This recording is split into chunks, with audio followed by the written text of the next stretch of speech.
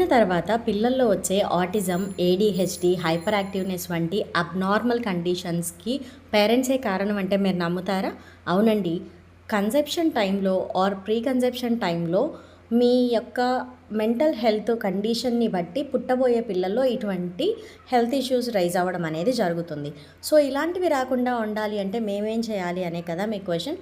So ఎవరైతే ప్రెగ్నెన్సీకి plan చేస్తున్నారో 3 to 6 months పాటు కపుల్ యొక్క physical health and mental health స్టేబుల్గా ఉండే విధంగా చూసుకోవాలి. సో ఫిజికల్ ఫిట్నెస్ కోసం రెగ్యులర్ యోగా ప్రాక్టీస్ అనేది చాలా హెల్ప్ అవుతుంది.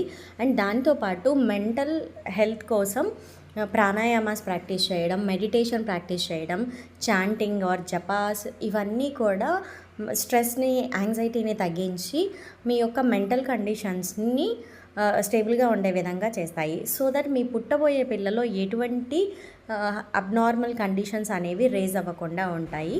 మేము రన్ చేసే ఫర్టిలిటీ యోగా ప్రోగ్రాంలో జాయిన్ అవ్వాలని అనుకుంటే కామెంట్లో ఫర్టిలిటీ అని టైప్ చేసి కామెంట్ చేయండి.